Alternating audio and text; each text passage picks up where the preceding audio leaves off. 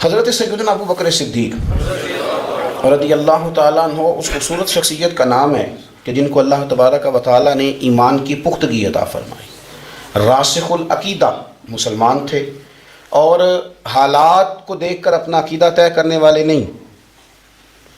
سارے لوگ کیا کہہ رہے ہیں اس بنیاد پہ اپنے عقیدے کو طے کرنے والے نہیں، بلکہ اللہ رسول کی رضا دے کے اپنے عقیدے کو طے کرنے والے۔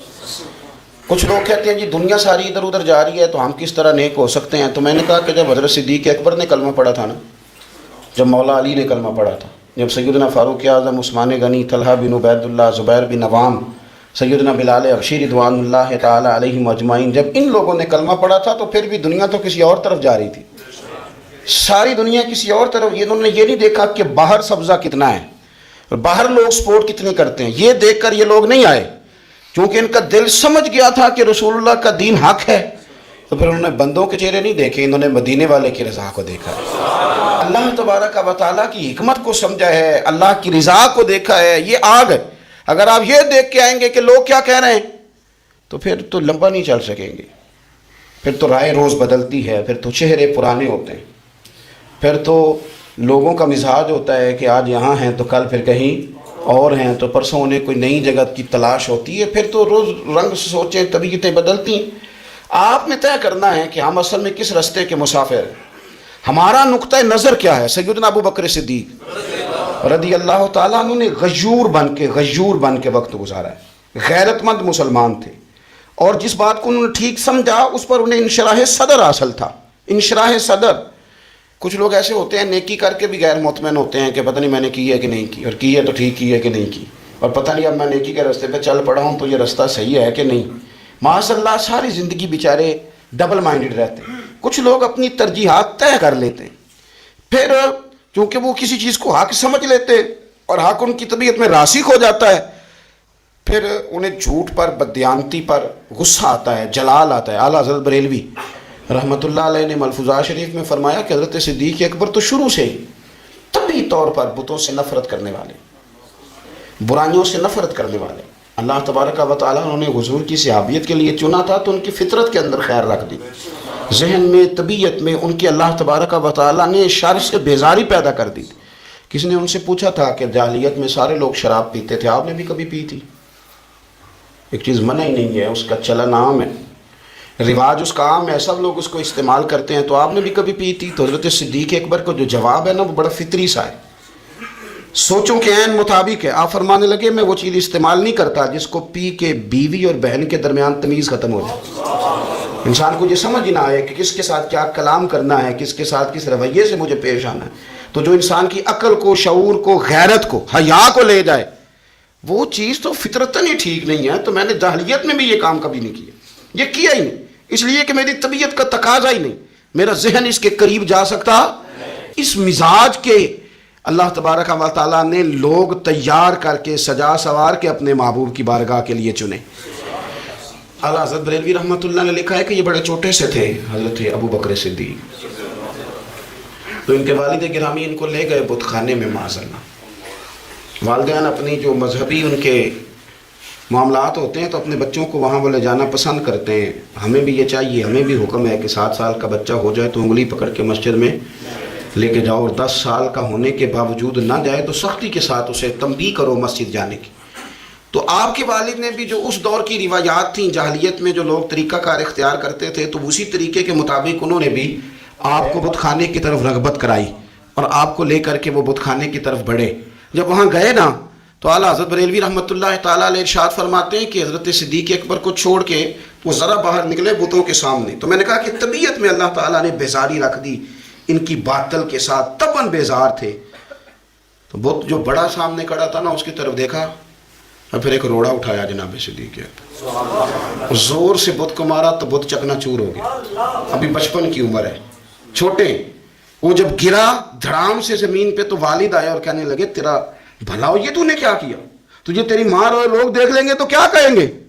تو آپ کہنے لگے کہ ابا تو لوگوں کی بات چھوڑ، یہ بتا کہ جو اپنی حفاظت نہیں کر سکتا وہ میری تیری کیا کرے گا۔ یہ فکری طور پر جو طہارت ہے ان کی سوچ کے اندر، یعنی کچھ چیزوں کو عقل بھی تو بندے کی نہیں نا تسلیم کرتی۔ اب یہ کہنا کہ میری برادری کر رہی ہے تو میں نے کرنا ہے، کیونکہ میری فیملی کا تقاضا ہے تو میں نے کرنا ہے, چونکہ میرے گھر والے کسی کو کمی سمجھتے ہیں تو میں نے بھی سمجھنا ہے. تو آپ کو نہیں پتہ چل رہا کہ یہ بات درستی نہیں ہے؟ کیونکہ میرا سارا قبیلہ اس رواج کا ہے تو میں نے یہ رواج اختیار کرنا ہے. تو آپ قبیلہ رواج دیکھیں گے تو کمزور پڑ جائیں گے. آپ اگر مضبوط اعصاب کے ساتھ, پکے عقیدوں کے ساتھ اور جوان حوصلوں کے ساتھ زندگی گزارنا چاہتے ہیں تو پھر بہت ساری جگہوں پہ بغاوت کرنی پڑتی ہے. بہت ساری جگہوں پہ آپ کو باغی بن کے جینا پڑتا ہے, اس لیے کہ لوگ زندہ وہ ہوتے ہیں جن کا دل, جن کی روح, جن کا عقیدہ مضبوط ہوتا ہے. اور جو لوگ یہ دیکھیں کہ مطلب کیفیات کیا ہیں, میرا قبیلہ بھی تھوڑا سا مسئلہ ہے, میرے بچے تھوڑا سا مسئلہ ہیں, تو میری فلانی شاید تو ٹھیک ہے. پھر آپ نے بڑے بہانے ڈھونڈ لیے ہیں, پھر بہانوں میں جیے, پھر آپ نے بہت سارے خول اپنے اوپر چڑھا لیے ہیں, پھر ان میں وقت گزارے. پھر یہ کیوں کہتے ہیں کہ مجھے مزہ نہیں آ رہا نماز پڑھنے میں, مجھے لطف نہیں آ رہا دین پر چلنے میں؟ پھر یہ والا سوال چھوڑ دیں. اگر آپ چاہتے ہیں کہ بالکل آپ خالص ہو کے یہاں آئیں تو آپ آئیں تو صحیح. آپ آئیں گے بعد میں رب کی رحمتیں آگے بڑھ کے آپ کا استقبال کریں گے. حضرت صدیق اکبر نے غیور بن کے وقت گزارا, غیور بن کے. قرآن مجید کی جو آیہ کریمہ میں نے تلاوت کی ہے نا, سورہ آل عمران کی آیت نمبر 181 کا ابتدائی حصہ ہے. فرمایا لقد سمع اللہ قول الذین قالوا ان اللہ فقیر ونحن اغنیاء. فرمایا بے شک اللہ نے سن لیا ہے جن لوگوں نے یہ کہا ہے کہ اللہ فقیر ہے اور ہم غنی ہیں. معاذ اللہ, اللہ نے سن لیا ہے. یہ سورہ آل عمران ہے. ذرا اس کی جو شان نزول ہے اس کی طرف آئیے گا. حضرت صدیق اکبر رضی اللہ تعالیٰ عنہ گزر رہے تھے تو یہودیوں کا بڑا رہنما, مقتدا, بڑا عالم, تورات انجیل جاننے والا, وہ نہ بیٹھ کے یہودیوں کو کچھ پڑھا رہا تھا, سکھا رہا تھا. تو حضرت صدیق اکبر توحید پرست, عقیدے کے پختہ, راسخ العقیدہ مسلمان, اس کے قریب سے گزرے تو فرمانے لگے, اس کا نام فنحاس تھا, کہنے لگے او فنحاس, تجھے بھی پتہ ہے, تیری تورات میں بھی لکھا ہے, تیری کتابیں بھی جانتی ہیں کہ سچ وہی ہے جو میرے محبوب کریم علیہ السلام ارشاد فرماتے ہیں, جو سید عالم صلی اللہ علیہ وسلم بتاتے ہیں وہ سچ ہے. تجھے پتہ ہے تو ان لوگوں کو توحید کی دعوت کیوں نہیں دیتا؟ یہ پھر شرک میں, بت پرستی میں, کفر کی طرف بڑھتے جا رہے ہیں. ان کو پیغام توحید دے, یہ اللہ تبارک و تعالیٰ کی عبادت کریں اس مالک کی جس نے میرے نبی پاک کو اپنا رسول بنا کے بھیجا, اس طرف ان کی رغبت دے. تو وہ فنحاس جو تھا اس نے بڑی کفریہ جملے معاذ اللہ بولے. وہ کہنے لگا کہ اس رب کی ہم عبادت کریں جو ہمیں کہتا ہے کہ قرض حسنہ دو, اللہ کو قرضہ دو وہ تمہیں ڈبل کر کے واپس کرے گا. صدقات اور زکوٰۃ کا معاذ اللہ اس نے مذاق اڑایا. کہنے لگا اللہ ہم سے کہتا ہے میری راہ میں خرچ کرو, معاذ اللہ استغفر اللہ. کہنے لگا اس کا معنی تو یہ ہوا نا کہ ہم غنی ہیں اور اللہ فقیر ہے. ہر سوال کے جواب میں دلیل نہیں ہوتی. کچھ لوگ جو ہوتے ہیں ان کا علاج کچھ اور بھی ہوتا ہے. جب اس نے رب کی شان کے بارے میں یہ بات کی نا تو حضرت صدیق اکبر نے پھر ایک زور کا تماچا اس کے منہ پہ مارا, ایک تھپڑ مارا, ایک سیٹ تے پکڑا کوار گندہ لذی اور بھی بوٹیاں جان لے, ایک لگائی زور سے اس کے منہ پہ. اور جب وہ دھڑام سے گرا نا, یہ دیکھیں نا تھوڑے دن پہلے یہ ہمارے جنوبی پنجاب میں کیا تماشا لگا ہے, قبر کے گرد لوگ گھوم رہے اور کہہ رہے ہیں لبیک اللہم لبیک. کیا ہمیں غصہ نہیں آتا ان چیزوں پہ؟ ہمیں جلال نہیں آتا؟ اس طرح اسلامی شعائر کا مذاق اڑایا جائے گا, شرم نہیں آتی ان لوگوں کو؟ عقیدہ توحید کے معاملے میں ہمیں غیرت مند ہونا چاہیے. میرے رسول کریم صلی اللہ تعالیٰ علیہ وسلم نے ہر گلی ہر چوک میں یہ نعرہ لگایا کہ لا الہ الا اللہ. حضور نے پیغام توحید دیا ہے. ہمیں شکن تک نہیں آتی, جو مرضی قوال بک جائے, جو مرضی وہ کفر کہہ جائے, کوئی پوچھنے والا نہیں. جو جس طرح کا مرضی کو شعر پڑھ کے گزر جائے, کوئی طبیعت نہیں, کوئی نہیں پوچھنے والا کہ آپ کہاں کھڑے ہیں, آپ نے کیا کہہ دیا. کو پتہ ہی کوئی نہیں کہ آپ کتنی اونچی بات چلے گئے, آپ جانتے نہیں توحید باری تعالیٰ کے تقاضے کہہ دیتے ہیں لوگ. مجال ہے کچھ شخص وہاں بات کرے تو. حضرت صدیق اکبر نے تھپڑ مارا. اب وہ چونکہ ان کا بڑا مقتدا تھا, پیشوا تھا, وہ حضور سید عالم صلی اللہ علیہ وسلم کی بارگاہ میں آیا اور وہ سارے لوگ آئے. نے آ کے کہا جی ابو بکر نے تھپڑ مارا ہے. تو نبی کریم صلی اللہ علیہ وسلم نے فرمایا بلائیے ابو بکر صدیق کو. حاضر بارگاہ ہوئے, آپ نے تھپڑ مارا ہے؟ کہا حضور مارا ہے, بالکل مارا ہے. کیوں مارا ہے؟ یا رسول اللہ صلی اللہ علیہ وسلم اس نے یہ کہا تھا معاذ اللہ کہ اللہ فقیر ہے ہم غنی ہیں, میرے رب کریم کی شان کے بارے میں یہ اس نے جملے بولے تو میں نے مارا تھپڑ. حضور نے فرمایا تو نے کہا ہے؟ کہنے لگا جی نہیں میں نے تو کہا ہی نہیں, میں نے تو نہیں کہا. اس کے جتنے لوگ تھے ان سے کہا بھی تم موجود تھے, اس نے کہا ہے؟ وہ کہنے لگے جی نہیں اس نے تو کہا ہی نہیں. اب وہاں مسلمان تھا ہی کوئی نہیں جو جناب صدیق اکبر کی گواہی دے. جو صدیق کی صداقت کے لیے کھڑا ہو، تھا ہی کوئی نہیں. جب وہ سارے کہنے لگے جی نہیں کہا ہی نہیں، یہ معاذ اللہ غلط کہہ رہے ہیں، کہا ہی نہیں، جب وہ سارے مکر گئے تو رب کریم کے قرآن نے بولنا شروع کر دیا. یہودی مکر گئے اور جناب صدیق اکبر کی گواہی جب بندوں میں سے کوئی دینے والا نہ رہا تو مالک نے فرمایا میں جو گواہ ہوں ابو بکر صدیق، میں جو گواہ ہوں. لقد سمع اللہ قول الذین قالوا ان اللہ فقیر ونحن اغنیاء. فرمایا کسی مسلمان نے سنا یا نہیں سنا، اللہ نے سن لیا ہے. اللہ نے سنا ہے اس کے قول کو جس نے کہا کہ اللہ فقیر ہے اور ہم غنی ہیں، قربان جائیں اس شخص کی عظمت کا کیا کہنا جس کی گواہیاں میرا رب کریم عطا فرمائے. وہ اتنے بڑے آدمی بیاں ہو کس زبان سے مرتبہ صدیق اکبر کا کہ محبوب خدا محبوب ہے صدیق اکبر. اتنی بڑی شخصیت. رب نے فرمایا کہ کسی مومن نے سنا نہیں سنا، اللہ نے تو سنا ہے نا، اللہ نے سن لیا، انہوں نے کہا ہے. گویا مالک نے فرمایا یہ سارے جھوٹے ہیں، میرے محبوب کا صدیق سچا ہے، یہ سچے ہیں جناب صدیق اکبر. اور پھر یہ آیت ہمیں لے گئی پھر وہ غار ثور میں، وہ غار ثور میں جہاں کافر آ گئے تھے نا بالکل غار کے دروازے پہ، اور درمیان میں دیوار کون سی تھی؟ مکڑی کا جالا، کبوتری کے انڈے. جناب صدیق اکبر گھبرائے، اپنے لیے نہیں، مدینے والے محبوب کے لیے. یا رسول اللہ یہ تو آ گئے ہیں، اگر انہوں نے جھک کے پیروں کی جانب سے دیکھا تو تکلیف پہنچائیں گے. حضور نے فرمایا لا تحزن، پڑھیے نا سورۃ توبہ، لا تحزن، تو غم نہ کر. حضور نہ غم کروں، فرمایا نہ کر، کوئی فوج نہیں، کوئی اندر اسلحہ نہیں، کوئی بارود نہیں، لیکن تو غم نہ کر. اس لیے نہ کر کہ ان اللہ معنا، اللہ ہمارے ساتھ ہے. جن کے ساتھ اللہ ہو انہیں غم نہیں ہوتا. مجھے کسی شخص نے کہا کہ کسی کو ولی دیکھنا ہو تو علامت کیا ہے؟ میں نے کہا ولی کو غم ہوتا ہے پر اللہ رسول کا، اپنی آخرت کا. لیکن اگر تم کبھی دیکھو نا کہ دنیا داروں سے تھوڑا غمگین ہو رہا ہے تو ولی ہے ہی نہیں. اگر وہ یہ دیکھ رہے ہیں نا بندے نہ ادھر ادھر ہو جائیں تو ولی کی تو علامت یہ ہے کہ الا ان اولیاء اللہ لا خوف علیہم ولا هم یحزنون، انہیں کوئی غم اور خوف. تو یہ تو قرآن نے بیان کیا ہے کہ وہ خوف زدہ کرے جس نے جو کرنا ہے، وہ خوف زدہ کیوں کہ اولیاء اللہ، اللہ کے دوست ہیں. اللہ کا دوست بندوں کا غم رکھتا نہیں. حضرت صدیق اکبر رضی اللہ تعالیٰ عنہ وہ ہستی ہیں کہ جن کی گواہیاں میرا رب کریم ارشاد فرماتا ہے. پھر آپ غور کریں اس بات پر، یہاں سے جو بات ثابت ہوتی ہے وہ یہ ہے کہ سچ بول دیں، سچے بن جائیں، سچ کے لیے کھڑے ہو جائیں. بندہ کوئی مدد کے لیے آئے نہ آئے رب ضرور مدد فرمائے گا، وہ اپنے قدم سے مددگار بنے گا. سچ کے لیے کھڑے ہوں. آپ نے زندگی میں یہ نہیں دیکھنا کہ آپ کے پیچھے لوگ کتنے چل رہے ہیں، دیکھنا یہ ہے کہ ہم جس رستے پہ ہیں وہ رستہ سچے لوگوں کا ہے، وہ انداز ٹھیک ہے، ہماری سوچوں نے جو زاویہ بنایا وہ سچ والا ہے، وہ اخلاص والا ہے.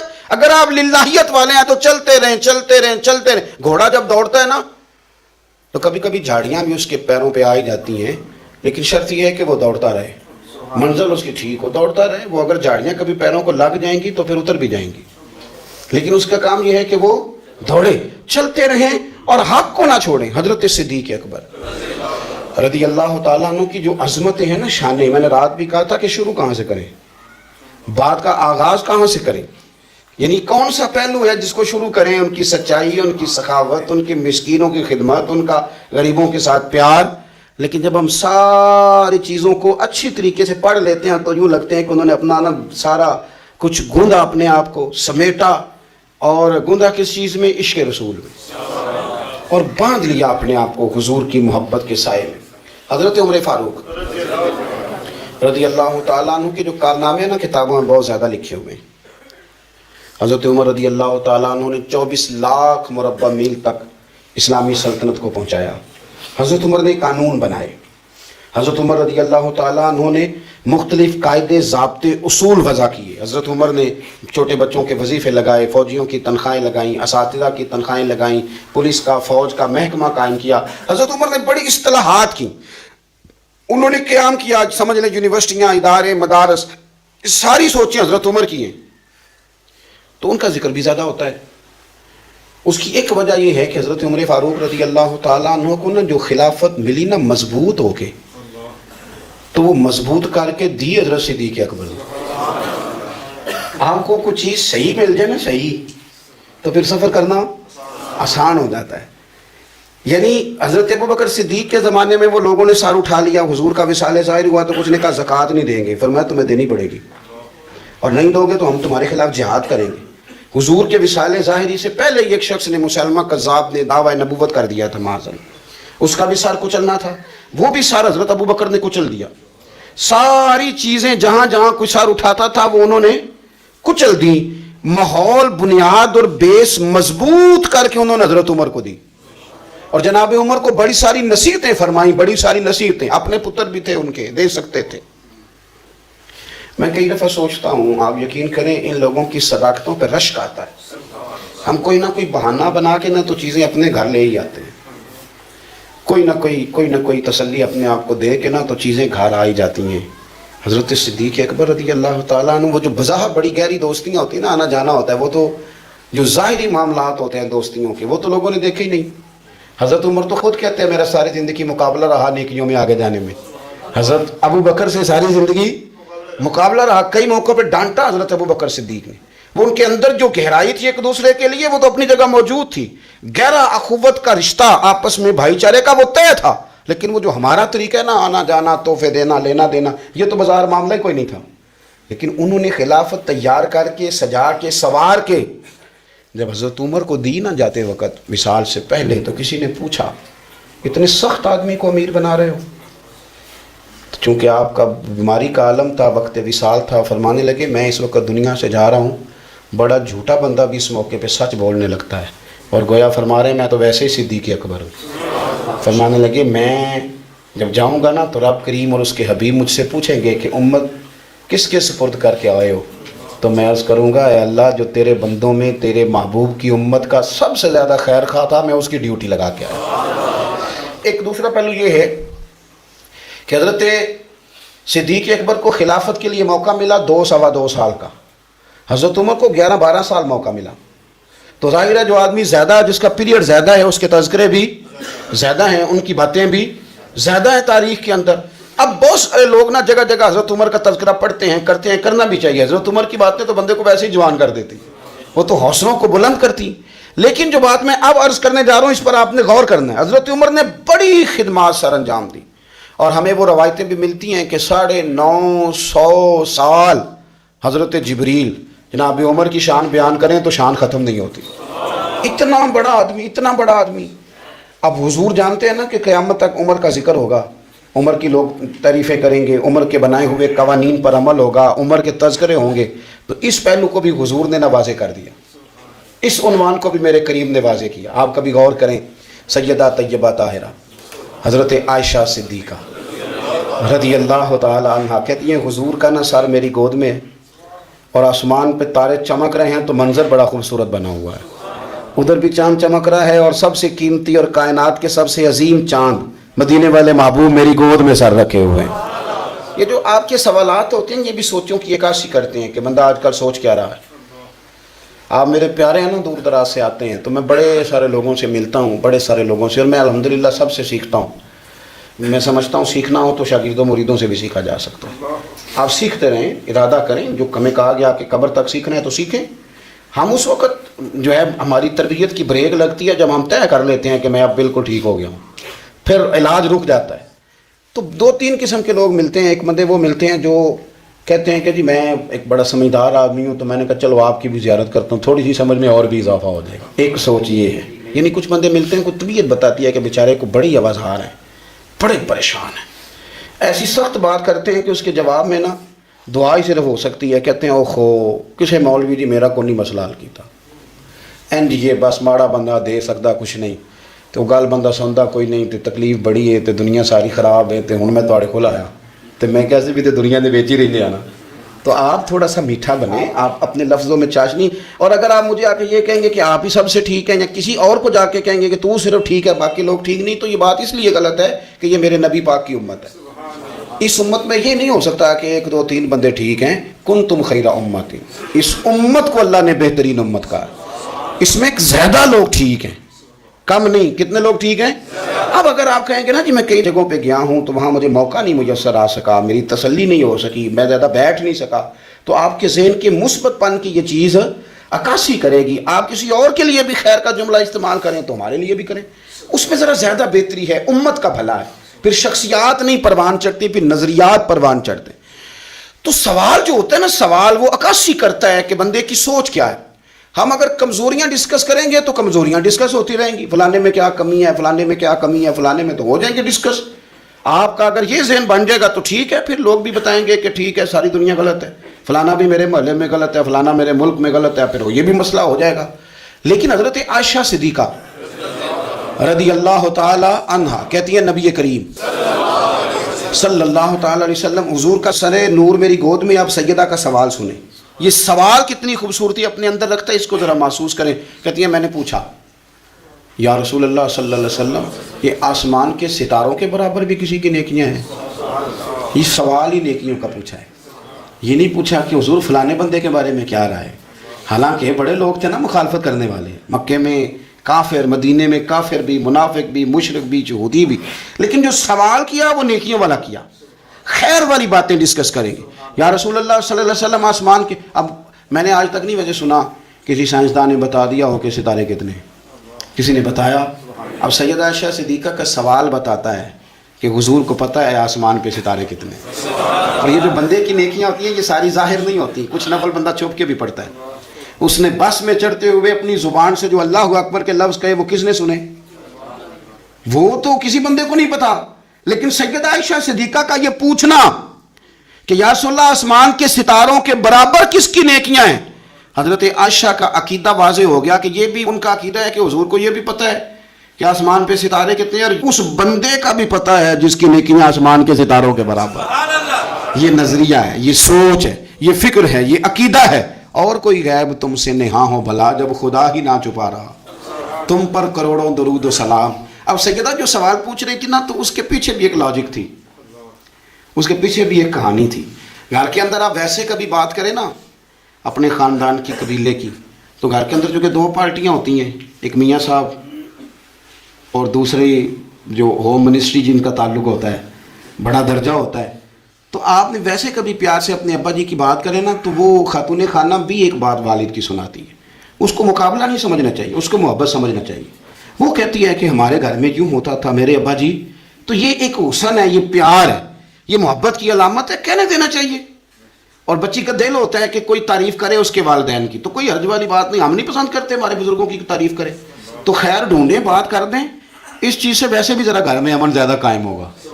اب حضرت عائشہ صدیقہ نے جو سوال پوچھا تو وہی لاجک تھی, اس کے پیچھے بھی وہی فلسفہ تھا. ان کا خیال تھا کہ حضور نہ میرے ابا جی کی بات کریں گے. پوچھتی ہیں یا رسول اللہ صلی اللہ علیہ وسلم آسمان کے تاروں کے برابر بھی کسی کی نیکیاں ہیں؟ تو کریم بھی تو بڑا جانتے ہیں نا, حضور کو بھی پتہ ہے نا عائشہ کن کے بارے میں پوچھنا چاہتی ہیں. حضور نے مسکرا کے فرمایا ہے نا نیکیاں. تو حضرت عائشہ کہتی ہے میری طبیعت کھل گئی کہ ابھی ذکر ہوگا میرے والد کا اور بات بڑی دور جائے گی اور میں بڑی راضی ہوں گی. بیٹی کا تو دل کرتا ہے نا ایک بار کوئی تعریف کرے اس کے والد کی, تو کہتی ہے ایک دفعہ اور کرو, پھر کہو وہ کیا کہہ رہے تھے آپ, بچوں کو بھی بتاؤ. یہ ذوق ہوتا ہے نا, بیٹیاں وفادار بڑی ہوتی. حضرت عائشہ صدیقہ رضی اللہ تعالیٰ عنہ کہتی میں کھل گئی, یا رسول اللہ واقعی کسی کی نیکیاں آسمان کے ستارے, کس کی؟ فوراً ان کا خیال تھا حضور سیدنا صدیق اکبر کا ذکر کریں گے, تو حضور مسکرائے, فرمایا عائشہ آسمان کے ستاروں کے برابر نیکیاں میرے عمر کی ہیں. عمر فاروق کی نیکیاں ہیں آسمان کے ستاروں کے برابر. اب وہ جو ذہن میں سوال چھپا ہوا تھا وہ زبان پہ آ گیا, جو پس منظر میں تھا وہ زبان فوراً بولی کہ یا رسول اللہ صلی اللہ علیہ وسلم اگر آسمان کے ستاروں کے برابر عمر کی نیکیاں تو ابو بکر صدیق کا کیا حال ہے, میرے والد کی بھی تو بات کرے نا. اب حضور مسکرائے, یعنی اس بات کو سمجھ گئے کہ عائشہ کہاں لانا چاہتی تھی, پتہ تو پہلے تھا. اب رسول کریم علیہ السلام نے فرمایا عائشہ آسمان کے ستاروں کے برابر نیکیاں ہیں میرے عمر کی, لیکن ابو بکر کی زندگی کی ایک نیکی عمر کی ساری نیکیوں سے بڑھ کر. اللہ کرے آپ سمجھیں, ابو بکر کی تم کرو نا ان کے 12 سالوں کی خلافت کا ذکر کھول کے کرو, تم جناب عمر کے قوانین کی بات کرو تو کھول کے کرو. تم کہو کہ حضرت عمر نے انقلاب برپا کیا تو بالکل کیا. تم کہو کہ سیدنا فاروق اعظم رضی اللہ تعالیٰ عنہ نے دنیا کو امن کا, سکون کا, غیرت کا, جہاد کا, شوق کا پیغام دیا تو بالکل دیا. لیکن فرمایا یہ ذہن میں رکھ لینا کہ عمر کی ساری زندگی کی نیکیاں ایک طرف اور صدیق اکبر کی ایک نیکی ایک طرف, ایک نیکی. وہ شارحین نے باتیں کی ہیں وہ کہتے ہیں یہ جو حضور نے نیکی کی بات کی ہے تو یہ غار ثور والی نیکی ہے، غار ثور والی۔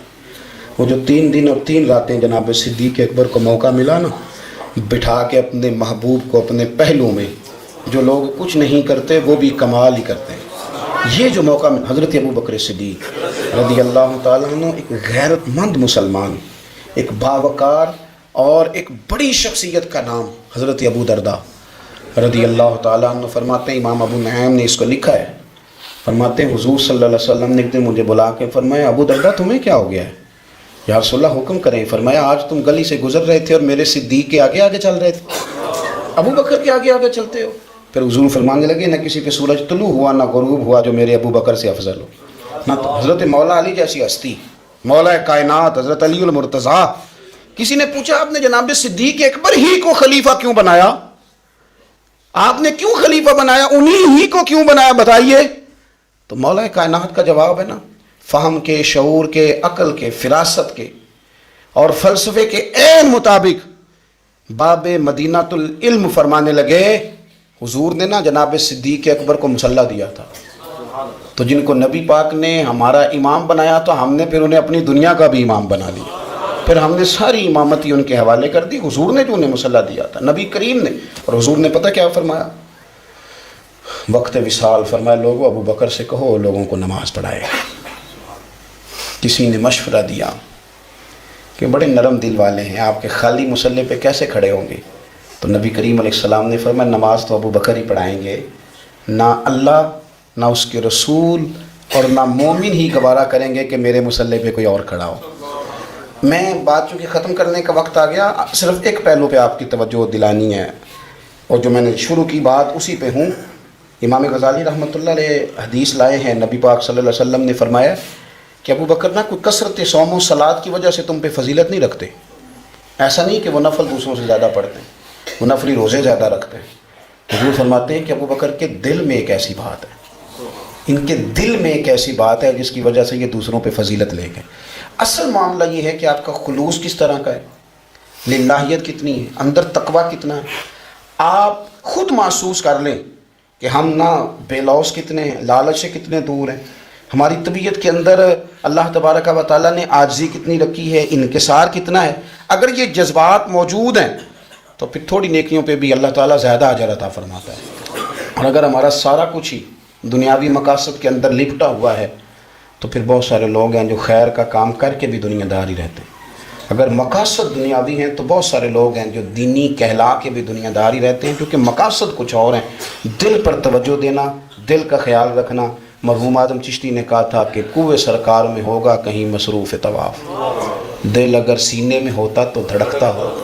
اور اعلیٰ حضرت بریلوی نے فرمایا کہ دل وہ دل ہے جو تیری یاد سے معمور رہا، اور سر وہ سر ہے جو تیرے قدموں پہ قربان گیا۔